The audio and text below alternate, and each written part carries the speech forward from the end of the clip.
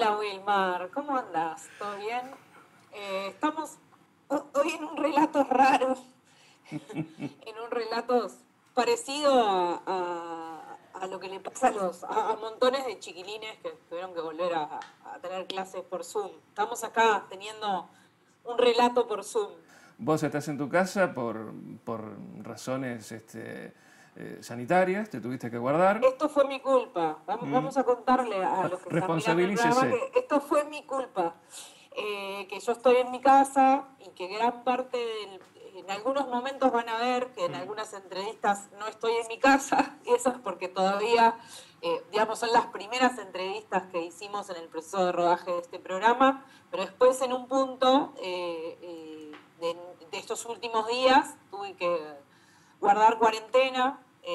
Y bueno, es lo mismo que le pasó a muchos uruguayos y uruguayas, así que para cuidarnos, para cuidar al equipo, para cuidar a los entrevistados, es que algunas de las entrevistas también las hizo Wilmar. Y en ese menú de tratar de darle forma a este programa, recurrimos a, por un lado, académicos, también maestros, expertos en brecha educativa, que son los que nos van a dar un marco, digamos, como para entender este tema. Porque la construcción de un ser humano y el proceso educativo es un proceso que nos aborda desde distintos lugares y es un proceso integral. Entonces también la idea del programa fue tratar de reflejar eso.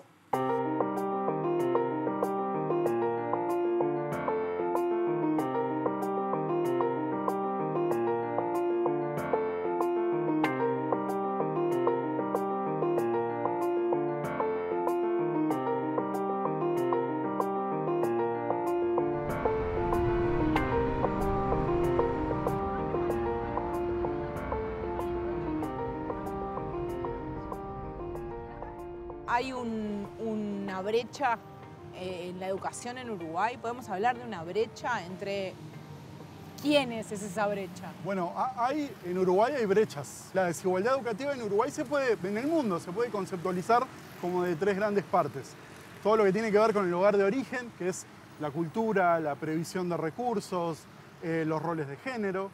Todo lo que tiene que ver con el sistema educativo, como por ejemplo la gobernanza, lo que ocurre dentro del aula, la gestión de centros, la relación estudiante-docente. Y un tercer factor que tiene que ver con las variables individuales, los atributos de la persona sobre aspiraciones, aversión al riesgo, valoración de sí mismo. Entonces, la brecha son esos tres conjuntos de grandes factores interactuando a lo largo de un ciclo de vida. ¿Cómo se manifiesta? Bueno, eso varía en función del lugar de origen, recursos económicos, recursos sociales, varía en función de los centros educativos, públicos, privados, tiempo completo, interior Montevideo, varía en función de los deseos del propio estudiante, como venía diciendo, y los distintos momentos de la vida. Por ejemplo, una brecha bien conocida es que del quintil 1, de 10, egresa solamente 1 de la educación media, mientras que en el quintil 5 egresa de 10, egresan 9. Entonces, mientras que en un lugar es un hecho muy raro, en el otro es casi una tragedia no egresar. Entonces, este juego de interacciones entre distintos factores que segmenta a la población genera no una brecha, sino un conjunto de brechas, donde la económica es solamente una, y una pieza y en un momento concreto. Otro elemento importantísimo que profundiza la brecha en la educación y que nosotros desde Familias Organizadas lo estamos viendo y estamos viendo con mucha expectativa cómo el gobierno nacional y las autoridades de la educación lo van a proponer, es el tema de la virtualidad. En un modelo educativo híbrido donde hay que combinar presencialidad con virtualidad, porque los brotes de COVID son escenarios muy posibles para nuestros niños en Uruguay.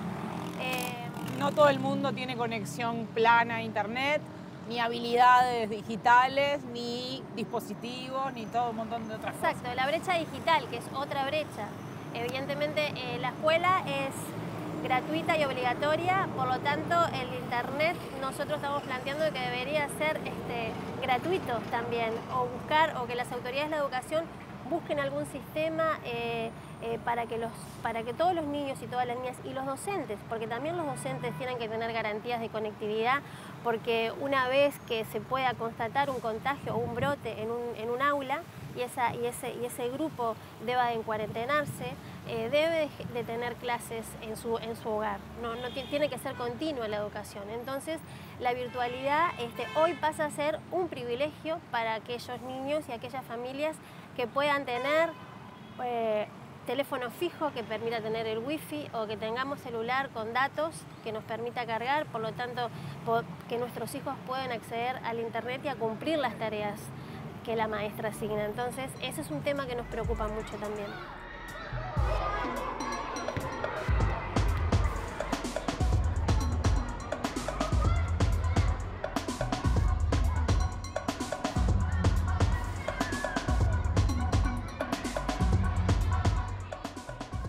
Mi nombre es Patricia Fierro, trabajo en una entidad pública, en la escuela pública. Este es el año 25 que estoy trabajando como docente en la escuela pública, y en un privado, en el Colegio Cervantes, este es el año 24 que estoy trabajando allí. ¿Cómo fue el 2020 en general, como maestra, en una clase? Y después, si viviste diferencias entre esos dos lugares en cuanto a los estudiantes, o qué diferencias viste, si viste. Sí, hubo muchas. Bueno, cuando comienza un año lectivo, el 2020, ocurrió que uno está siempre con desafíos, metas, objetivos, con ganas, con alegría, con ilusiones de ver a los niños, que es lo que nos encanta como profesión, lo que me encanta. La he elegido y es vocacional totalmente. Y bueno, tuvo 2 semanas de presencialidad y luego vino la pandemia, el inicio de la pandemia, que bueno, se hizo reinventar a los docentes, ¿verdad? Transformarnos y buscar una manera diferente para enseñar. Bueno, por suerte estaba la tecnología, lo que se había inculcado hace tiempo el plan Ceibal, con distintas plataformas, como CREA, PAM, Matific y en el colegio CIGED, que bueno, gracias a eso y a las clases virtuales que pudimos implementar, que fue la herramienta fundamental para continuar con el proceso de enseñanza-aprendizaje. Un desafío para los docentes, porque en realidad desconocíamos mucho la herramienta, el uso sobre todo del Zoom, de las clases virtuales, y bueno, por supuesto tenemos el apoyo 100% de las familias, pero un desafío para nosotros, usar la herramienta del Zoom. En lo público lo que pasó es que muchos niños no tenían acceso a la virtualidad, no tenían conexión en los hogares, no había internet, por lo cual todas las actividades que nosotros subíamos a las plataformas no podían acceder, y las clases por Zoom no las veían. Entonces todo eso nos preocupó mucho. Hicimos los docentes lo imposible para vincular a esos niños que estaban desvinculados. Entonces se nos solicitó llamar a los hogares, conectarnos con las familias y, bueno, y brindarles clases de apoyo en forma individualizada en la escuela, un día o 2 por semana, como una forma de que el niño se acercara y, bueno, que no perdiera ese vínculo fundamental con la educación. Bueno, muchos padres no estuvieron de acuerdo por la pandemia, estaban aterrorizados, con miedo, paralizados, y no los enviaban igual, aunque fuera en forma individualizada, maestro y niño aislado, ¿no? Y en cambio en lo privado lo que yo noté que todos tenían accesibilidad a lo virtual, internet, wifi, tenían apoyo de los padres, lo que corrimos con esa ventaja.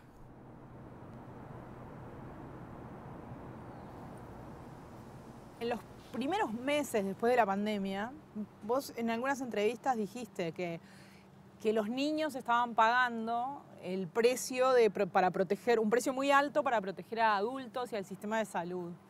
¿Eso cómo evolucionó? ¿Cómo lo ves ahora, en 2021, digamos?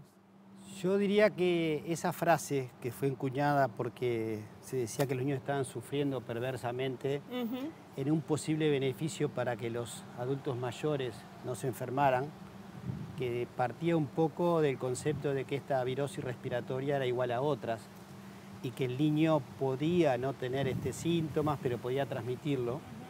Con el paso de los años y la evidencia ha demostrado que eso era real y era mucho más grave aún porque los niños tenían un papel mucho menor en la transmisión de la enfermedad y a su vez el efecto adverso de lo que podían estar sufriendo en la salud física y mental podía ser mucho mayor. Diríamos que esa frase, con el paso de la evidencia de los años, diríamos que se ha verificado, se ha generado evidencia y a su vez que las repercusiones podían ser mucho mayores de las que inicialmente pensamos. ¿Esas repercusiones cuáles son, por ejemplo? Porque también se habla mucho de lo pedagógico, pero digamos, la ausencia de los niños en la escuela tiene otros impactos. Por supuesto, digo, en primer lugar tenemos que saber que esto no afecta de la misma forma a todos los niños ni a todas las edades. Digo esto porque hay un grupo menor de niños, algunos en condiciones socioeconómicas y culturales más favorecidas, que pudieron mejorar su salud mental y física al estar más en contacto con los padres, al disminuir un poco las ansiedades, los temores. Algunos niños que a veces también es verdad que el contacto social les podía generar más estrés, y algunos de esos niños han mejorado su salud a pesar de esta situación, no de encerramiento total, sino parcial, con actividades también híbridas. Viven en casas con jardín. Totalmente. Entonces eso para saber, esto no es general. Ahora, la gran mayoría de los niños, y sobre todo los que estaban en condiciones de más vulnerabilidad, tanto socioeconómica y por el trabajo de los padres, y especialmente las dos grandes etapas, primera infancia y adolescente, pero también transmite la etapa escolar, en un alto porcentaje de esos niños los trastornos, diríamos, han sido muy severos y se han podido constatar. Obviamente que uno tiene que recordar que el niño cuando nace en la primera infancia tiene millones de neuronas que necesitan el medio ambiente para conectarse, para desarrollar el lenguaje, la socialización, la actividad motora. Y eso depende del hogar y de los centros educativos. El papel que cumplen los centros en primera infancia muchas veces es intentar equiparar en el centro educativo los niños que tienen a nivel del hogar situaciones de carencia. Esos niños han sufrido muchísimo.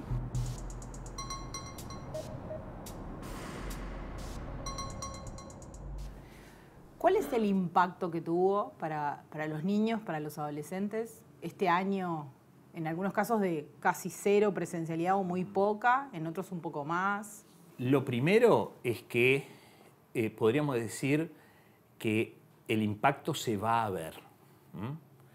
¿Por qué? Porque estos son procesos y los niños tienen una capacidad muy particular de adaptarse, que depende mucho, depende de la edad por supuesto, ¿no? Pero depende mucho de cómo hayan vivido esto ellos y fundamentalmente cómo lo hayan vivido los mayores. Entonces, este año 2021 va a ser un año de seguir aprendiendo sobre otros aspectos de lo que nos pasó, ¿no? Que es justamente, ¿qué pasa cuando a un niño le cambias la vida durante un año académico, ¿no? Y lo que le pasó a los niños es que los desconectaron de algo que es fundamental para el desarrollo del niño, para el desarrollo del cerebro del niño, especialmente del cerebro social, ¿eh? Que es el otro. Los pares. Los pares son un alimento tan impresionante que yo creo que esto, que fue un experimento social que nadie lo quiere, digamos así, pero tenemos que aprovecharlo ya que fue, nos va a ir mostrando con más fuerza qué importante que es el otro para el ser humano, para transformarse en persona.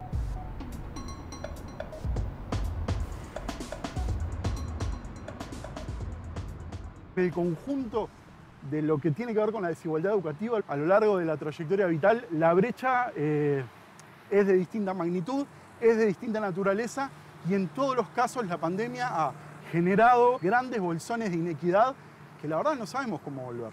Nosotros ya desde el año pasado planteábamos que brecha, como decía Pablo, la brecha en Uruguay existe, pero la pandemia la profundizó la brecha, evidentemente. El año pasado, cuando empezamos paulatinamente a trabajar el tema de la presencialidad en las escuelas de los niños y niñas, hay claros porcentajes que en los barrios más pobres del país o en los barrios más comprometidos socioeconómicamente, los porcentajes de asistencia disminuyeron en relación a las escuelas que están ubicadas en los quintiles 5, como decía Pablo, las escuelas de mayores niveles socioeconómicos. Los niños y las niñas de esas escuelas tuvieron una mayor asistencia. Entonces, por lo tanto, justamente en aquellas escuelas de tiempo completo o en los barrios donde la escuela tiene un rol fundamental, porque hay muchas escuelas de tiempo completo donde los niños van 8 horas, la asistencia a la escuela ha sido menor, por lo tanto la desprotección de esos chiquilines, de esos niños, de esos hijos de otros padres y otras madres, ha sido justamente de mayor riesgo.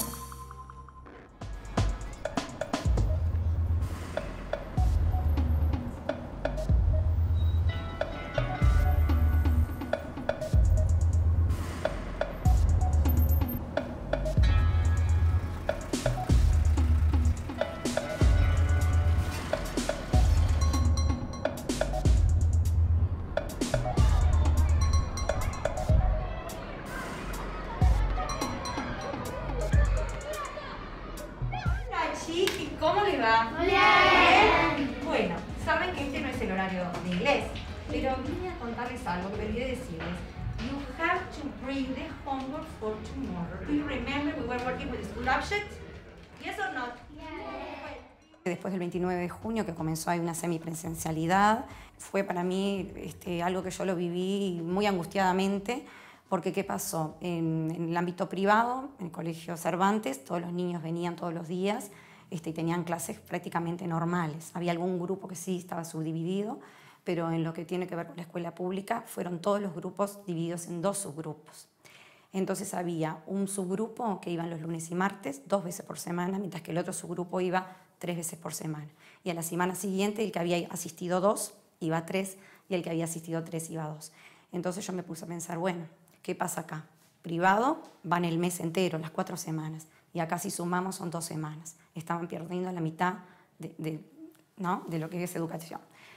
Y lo que tuvimos que hacer fue jerarquizar contenidos programáticos, jerarquizar, puntear y ver qué era lo esencial que tenían que aprender sí o sí para luego pasar de año. En los que recibiste este año, ¿notás esas decisiones que tu colega tuvo que tomar? Sí, se vio reflejado, por supuesto. Nosotros ahora lo que estamos haciendo son evaluaciones de sondeo, de diagnóstico, que es de conocimiento del grupo, con qué contenidos se han abordado el año anterior y qué aprendieron de esos contenidos. Yo veo que hay como muchas carencias, sobre todo lo que se hizo hincapié, que eran las instrumentales en lengua y matemática. Yo ayer estaba justamente haciendo un diagnóstico de la parte de matemática, de numeración, y bueno, sí, es como que hay que empezar algunas cositas nuevamente o reforzar, profundizar de mejor manera.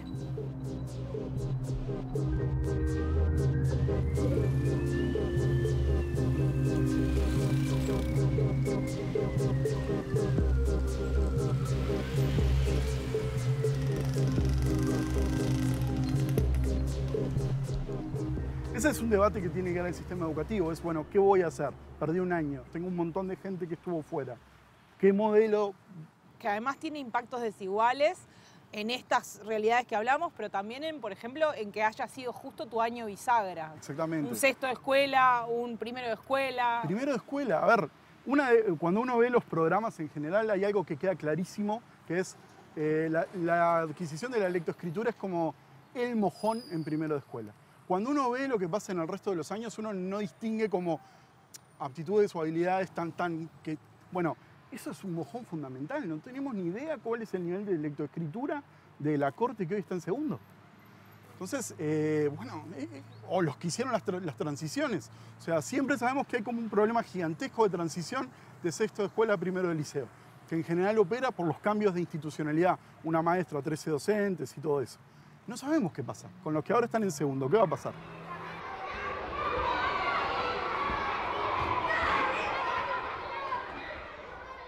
¿Y cómo ves en otros aspectos, en lo que la escuela les aporta que no es lo pedagógico, digamos? ¿Cómo los ves? ¿Esa desconexión cómo los afectó? Bueno, yo te iba a decir que la tecnología no es una solución mágica, ¿verdad? En ese momento no fue una solución mágica y no reemplaza a lo presencial, a una enseñanza presencial, pero sí fue la posibilidad de que tuvieran de aprendizaje. Pero ¿qué pasó? Hay carencias y esas carencias también se vieron acá durante la forma virtual de Zoom. ¿Por qué? Porque no había vínculos, faltaba lo vincular, lo social, lo emocional. Cada niño tiene ciertos valores que trae del hogar, todos lo sabemos, y en la escuela lo que se hace son acuerdos de esos valores y priorizar valores para poder trabajar en un clima, ¿verdad?, adecuado durante un año, que estamos todo el día 4 horas o 8 o 9 en un salón, en un aula. Entonces se perdió un poco de eso, los niños estaban como atemorizados, se veían como aislados, como en su propia, como su burbujita, que tenían miedo. Y bueno, y lo emocional, porque uno cuando está en la presencialidad es un gesto, una sonrisa, una caricia, un abrazo, porque los niños te lo piden, se te acercan y te tocan y te abrazan, y todo eso se perdió. Nos decía el neuropediatra con el que charlamos que hay un impacto grande a nivel de las conexiones, que no es solo lo pedagógico, que la falta de relacionamiento con otros niños y con la maestra, sobre todo en los primeros años o en los años bisagra, tienen un impacto grande que va más allá de lo pedagógico. ¿Eso es una cosa que vos viste, que ves? Sí, por supuesto que es esencial. Yo diría que es el punto de partida el contacto, lo vincular, ya sea con sus pares, con el docente. Los docentes somos el referente de los niños.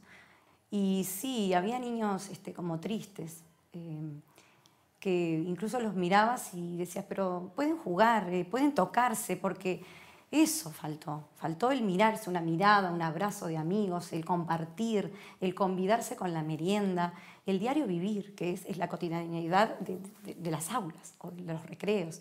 Y bueno, sí, yo la verdad que yo me angustiaba mucho de eso, porque queríamos ver niños alegres y no estaban felices, estaban con miedo, la verdad era con miedo, sin saber qué hacer, hasta dónde podían moverse y qué hacer, ¿no? Entonces uno los iba guiando, que si bien había que respetar todo el protocolo sanitario, que ellos podían juntarse, que usaran el barbijo y podían acercarse y jugar, conversar. Podemos hablar de una brecha que se profundizó, que ya existía y se profundizó. Esas cosas que perdieron esos niños, esos adolescentes, ¿se recuperan? ¿Cómo se recuperan? ¿Qué hay que hacer? ¿Cuánto tiempo hay que esperar? A ver, está demostrado que la brecha en las vacaciones de verano, de 3 meses más o menos en nuestro país y en otros países, genera un aumento de la brecha del aprendizaje entre un hogar en condiciones ideales y un hogar, diríamos, en condiciones desfavorables. El aprendizaje del lenguaje, de las matemáticas, de la ciencia. Muchas veces se dice que en esos 3 meses, si uno mide el aprendizaje que siguen teniendo niños en un hogar adecuado, óptimo, puede llegar a ser de 1 mes de pérdida versus un grupo de niños en condiciones desfavorables. Cuando tú decís si eso se recupera, depende qué es lo que ha tenido y qué es lo que le ha pasado. No siempre se recupera. Y eso se puede mantener en tiempo. Separemos un poco. Tú decías qué repercusiones hemos visto, se han visto en el mundo y en nuestro país. Y bueno, por supuesto, digamos, tenemos lo que se llaman trastornos internalizantes, niños que han estado más ansiosos, con más temores, con problemas del sueño, con depresión. Bueno, por supuesto, ahí hay que hacer un trabajo, diríamos, en la familia, en el niño, para tratar de darle seguridad y que pueda recuperarse. Ahí el trabajo en salud mental es muy importante. Hoy otros trastornos, por ejemplo, es el caso de que aumentó la violencia familiar y está demostrado en una situación en la cual el padre no tenía trabajo, estaba con inseguridad alimentaria, con la falta de protección habitual, el niño no iba a la escuela, tenían que encargarse el padre o la madre en situaciones desfavorables, de ser el maestro, de ser el tutor, muchas veces aumentaron las situaciones de violencia hacia los niños. Y por ejemplo, el caso de un maltrato no siempre es reversible, muchas veces puede generar consecuencias futuras más adelante o, por supuesto, que en la edad adulta.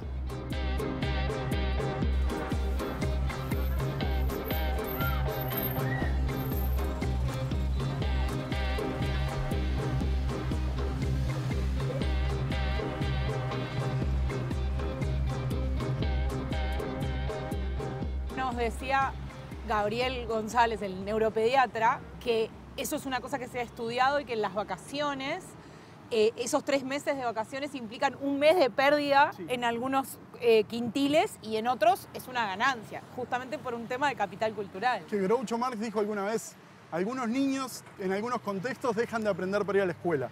Lo que quería decir con esta idea es, hay algunos hogares donde existen tantos estímulos que se equipara a lo que es el sistema educativo. Cuando uno junta eso y pone la brecha digital con la brecha cultural, con la brecha de espacios disponibles para sentarse a estudiar, son 3 brechas que hacen gigantesca la desigualdad. La situación de la pandemia profundizó, sí, la brecha y que necesitamos generar condiciones y sobre todo generar también conciencia que necesitamos igualar condiciones para que los niños, fíjate que los datos de todos los niños del país son 340.000 niños que tienen la educación pública, incluyendo a inicial. Esos niños, no todos los niños están yendo a la escuela todos los días, ni todo el horario. Y Wilmar, en este tiempo que yo estuve encerrada, vos pudiste ir a una escuela rural, a ver que un poco hay diferencias, o capaz que no, en cómo se visualiza o se ven esas distancias o esa brecha. Exacto. En este caso, la Escuela 88 de Las Violetas. Esto es en Canelones, muy cerca de la capital de Canelones, a 4 o 5 kilómetros. Y ahí lo que encontramos es una realidad bastante parecida, en el sentido de que los chicos tienen las mismas problemáticas, sufrieron lo mismo que sufrieron los chicos de la ciudad, porque uno tiende a pensar de que de repente un niño en un apartamento está un poco más... La pasó peor. Exacto, la pasó peor, pero los chicos del campo también la pasaron mal, fundamentalmente por la rotura de vínculos. Ese creo que fue el elemento más destacado. La rotura de los vínculos cotidianos de los gurises fue lo que más se resaltó en esta visita a esta escuela rural.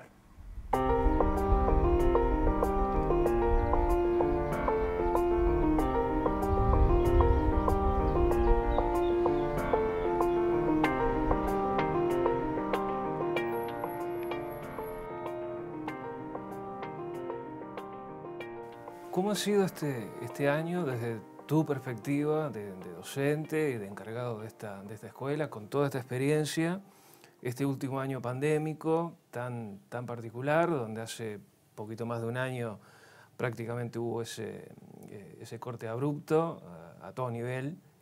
Primero fue como decir, bueno, aquí nos paramos.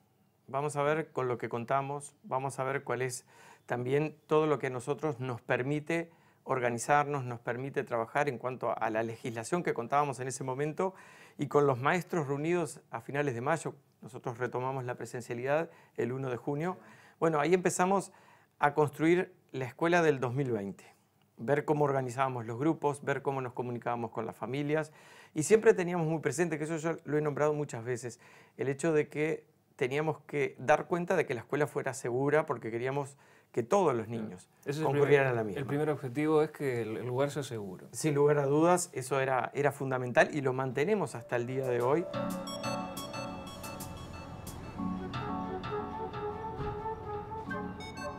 ¿Qué caras recordás de ese 1 de junio cuando se vuelve a clases, después de un montón de tiempo donde, bueno, era incertidumbre, era una suerte de abismo porque nunca habíamos vivido nada parecido? ¿Con qué caras se encontraron en esos chicos, en esos niños, el 1 de junio cuando vuelven, los que vuelven? Por suerte tuvimos un encuentro previo con los papás para contarles cómo iba a ser el ingreso de los niños a la escuela, cómo iba a ser el recibimiento de ellos. Y claro, uno también tenía ese temor de que cuando encuentren al director parado en el portón de la escuela, de barbijo, que si bien era algo normal en ese momento, ya pasaba a ser normal, pero igual, no es el mismo director que nos recibía junto con los maestros cada día, los niños estaban en el patio, conversábamos sobre algo en particular, los padres también accedían al predio escolar y compartían esos minutos previos al trabajo que se iba a llevar después dentro de la institución. Bueno, eso ya no lo íbamos a tener.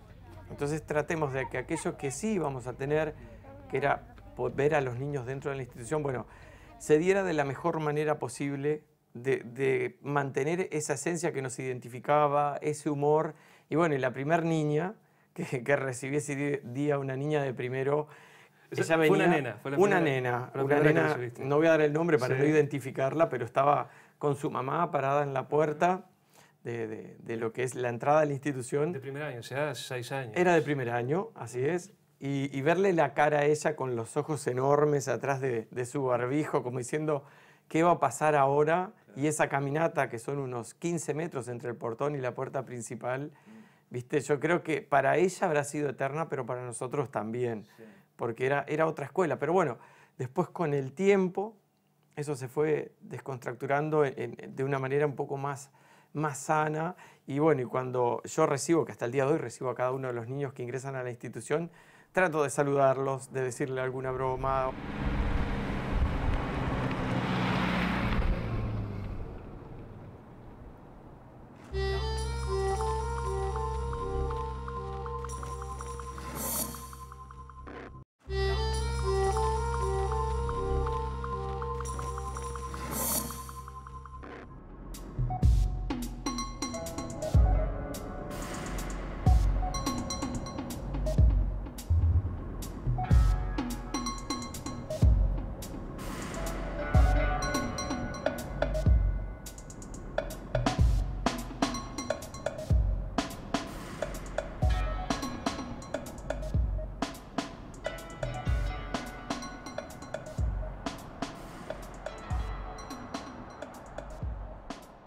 necesitamos estar pensando en volver a la presencialidad máxima con las medidas de precaución, darle la atención a esos niños que necesitaron ayuda y sobre todo los que fueron rezagados, quedaron atrás o sufrieron alguna alteración en su salud mental, a nivel social, hay que tratar de repararle en lo máximo.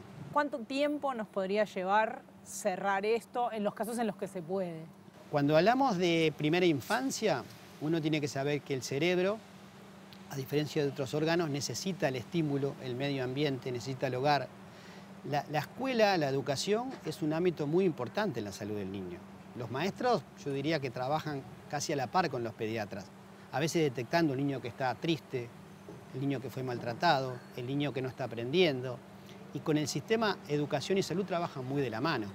Y muchas veces la no detección de algunos problemas de la salud de los niños, muchas veces en un año que pudo no haber sido detectado y que el sistema de salud tampoco funcionó con normalidad, es un gran desafío. Pienso en cosas como el TEA, como los trastornos del espectro autista, donde un año hace enorme diferencia. Totalmente. Bajó los niveles de detección. Y especialmente, diríamos, ahí volvemos a la primera infancia. El cerebro tiene periodos críticos, donde, diríamos, las conexiones entre las neuronas, algunas son dependientes de estímulos, ¿no?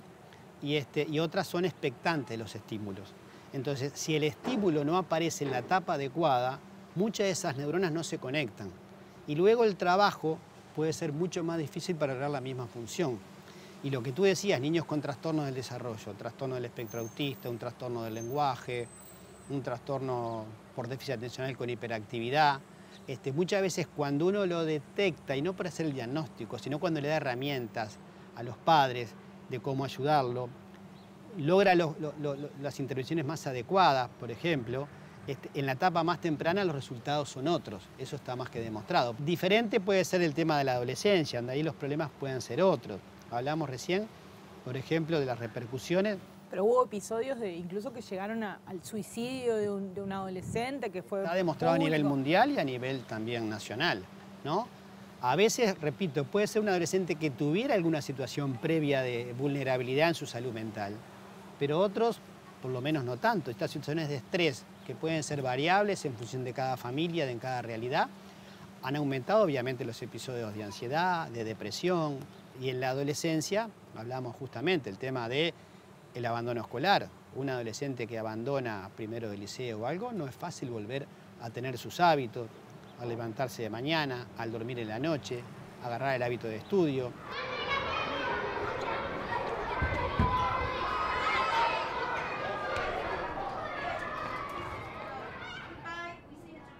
Otro impacto del que nos hablaba el doctor González era que las maestras son muchas veces como la primera línea de diagnóstico, que trabajan a la par con los pediatras, que detectan desde problemas de desarrollo hasta niños que están en situaciones de abuso, por ejemplo. Supuesto. Y que el año pasado se perdió eso. Se perdió. Los diagnósticos, hacemos diagnósticos tempranos, es que es la realidad. Estamos 4 horas en contacto directo con el niño y las dificultades, digo, con la experiencia que yo tengo, 2 o 3 días ya decís, este niño tiene tal cosa, o tiene una discalculia, una disortografía, o hay una posible dislexia. Por supuesto que nosotros no somos los especializados, sino que mandamos a hacer un diagnóstico, y con ese diagnóstico luego se trabaja quien tenga que trabajar la especialidad junto con los docentes, en conexión, comunicación permanente. Pero hacer eso por Zoom por Zoom es imposible porque ¿qué pasa? Yo di Zoom a mis clases,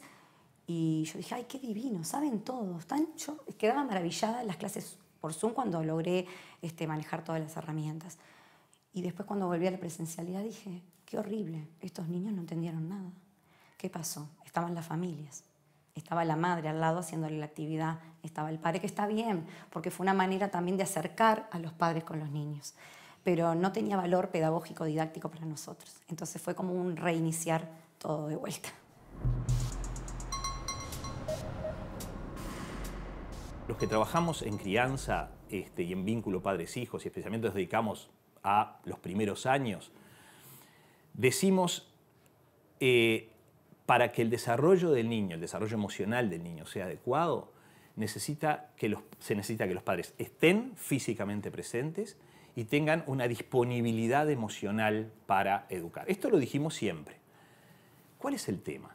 Que ahora tuvimos la posibilidad de meternos como una especie de cámara para visualizar qué pasa si de pronto los padres tienen que estar un tiempo determinado, 24 horas, todo el tiempo bajo el mismo techo con sus hijos. Si a mí me lo preguntabas esto en el 2019, yo te decía, desastre, porque no estamos preparados para convivir 24 horas sin saber además cuándo termina, con las mismas personas, aunque los amemos profundamente.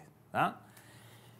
Sin embargo, esa experiencia se dio y cuando habían pasado 6 semanas de convivencia realmente continua, se nos ocurrió a Roberto Balaguer y a mí preguntarle a 100 pacientes, padres de pacientes, ¿verdad? 100 cada uno, digamos, cómo estaban viviendo esa situación, pensando que la respuesta iba a ser terrible. Hicimos una encuesta. En una semana tuvimos 1.450 respuestas. La mayoría, la palabra placentera, experiencia placentera, era lo que predominaba. Estoy hablando del 85% de las respuestas, Ana. ¿Esto qué quiere decir? Que cuando los padres están, mejoran cantidad de cosas. En situaciones normales. Ojo. Eso te iba a preguntar. Ojo. Estamos hablando de que esta fue la respuesta que nosotros recibíamos. El tema, y lo más importante para mí, es que les preguntamos en qué condiciones estaban. Y la verdad es que estaban en condiciones determinadas. Estamos hablando de medios y medio altos, ¿verdad? Pero lo que había es no solo una presencia física, que ya con eso alcanza si los padres son normales, por decirlo de una manera, digamos así, pero además había una disponibilidad emocional. ¿Qué quiere decir? ¿A qué atribuís tú que estás mejor con tu hijo solo por el hecho de estar? Bueno, en realidad he redescubierto a mi hijo. ¿Cómo redescubierto? Claro, por ejemplo, yo no sabía que le gustaba tanto dibujar. Yo no sabía que le gustaba cocinar. Yo no sabía que le gustaba que le leyera libros. Esto es terrible, porque si alguien tiene que esperar que venga una pandemia para descubrir que sus hijos tienen estas características y tienen estos gustos, es porque estamos haciendo todo mal, porque no estamos, porque no existimos. Y eso genera trastornos de por sí.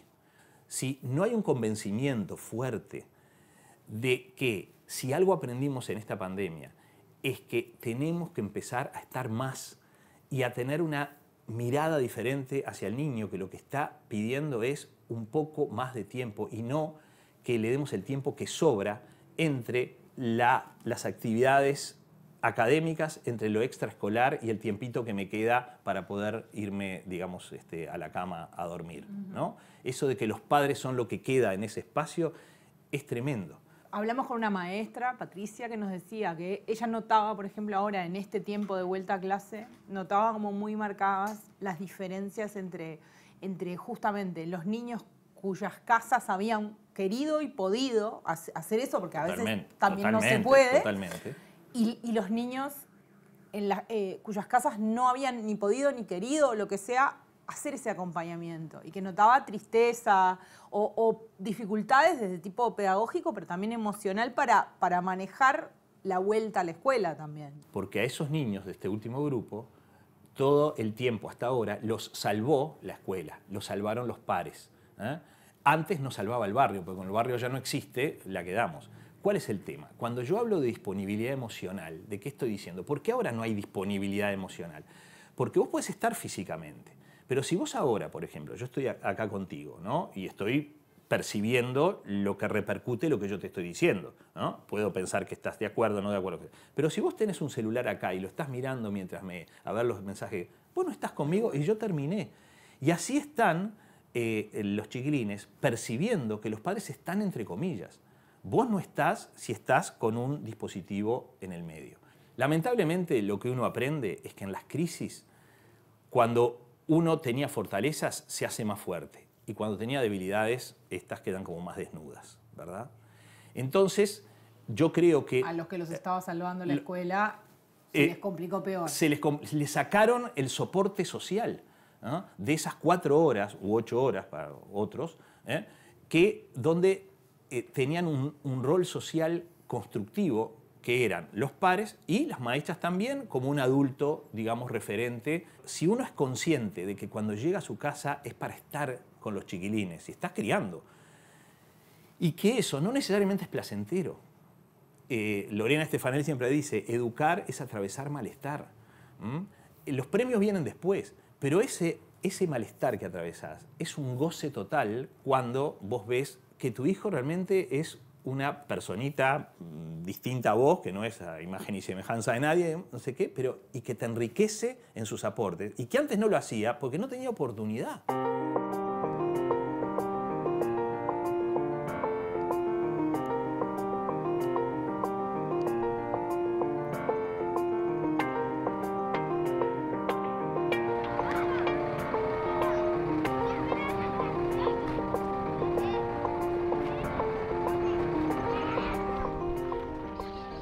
Otra cosa que siempre tengo muy presente es que el año pasado era todo no.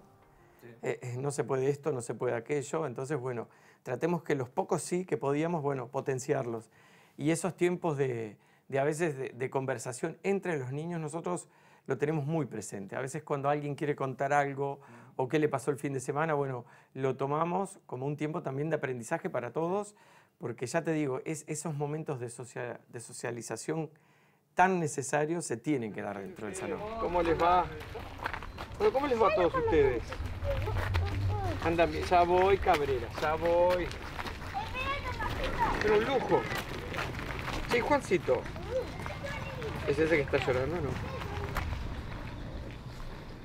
Nosotros como maestros tuvimos que repensar todo lo que tiene que ver con nuestras prácticas, con nuestro trabajo, porque no es lo mismo tener al niño contigo a tenerlo mediado por tecnologías. Bueno, ¿cómo haces para que tu tarea, cuando la planteas en una plataforma, realmente sea motivadora para cada uno de los estudiantes?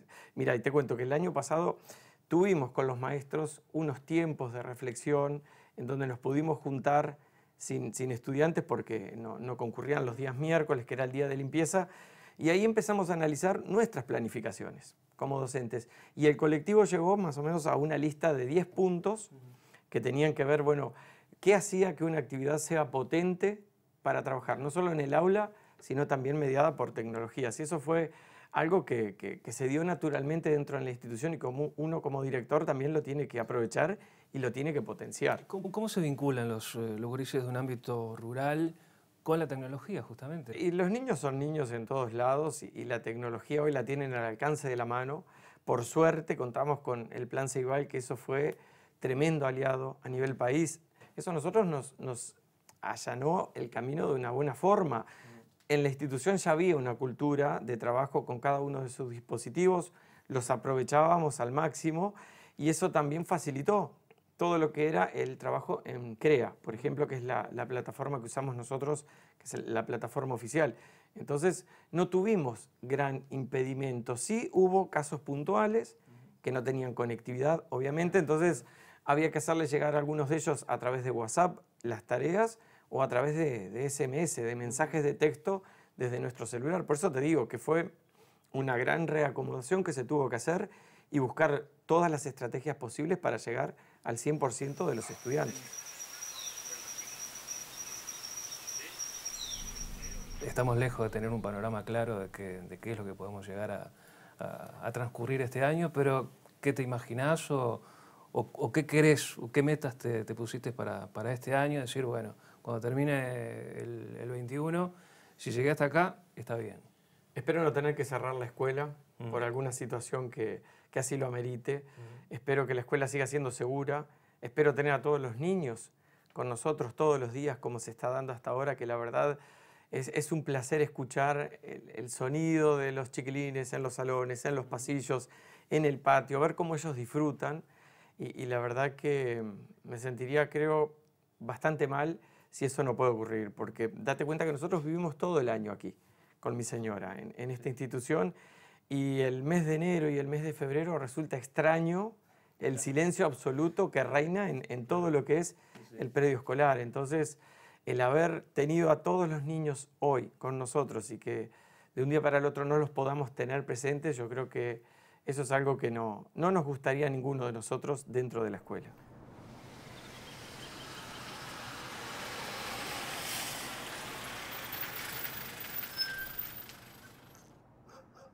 A mí me pasó que, un poco lo hablábamos, que nos sorprendió que la brecha no es una brecha, que hablamos de la brecha, pero son brechas y son muchas y tienen distintas formas y separan a la gente de formas diferentes, ¿no? Sí, sí, que eso depende de situaciones sociales, de situaciones familiares, también socioeconómicas, obviamente. Y en el marco de esas brechas,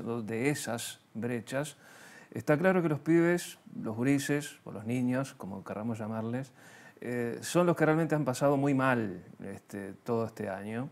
Sí, a mí me quedan como dos preguntas abiertas. Una que tiene que ver con qué pasa de ahora en más, ¿no? O sea, en realidad más que dos preguntas, una es eso que Gabriel González dice y ha dicho varias veces, y es que tiene que ver con lo que vos decías, que los jóvenes y los niños y los adolescentes hicieron un enorme sacrificio para salvarle la vida a los adultos, ¿no? Para cuidar a los adultos y para que los adultos no se enfermaran. Y que eso deja secuelas que no tenemos del todo claro profundamente qué tamaño tienen, hasta dónde van y si es posible recuperarlas. Exacto, eso lo vamos a saber con el tiempo y probablemente amerite un relato 2 para esta historia, porque obviamente esta historia se está contando todavía.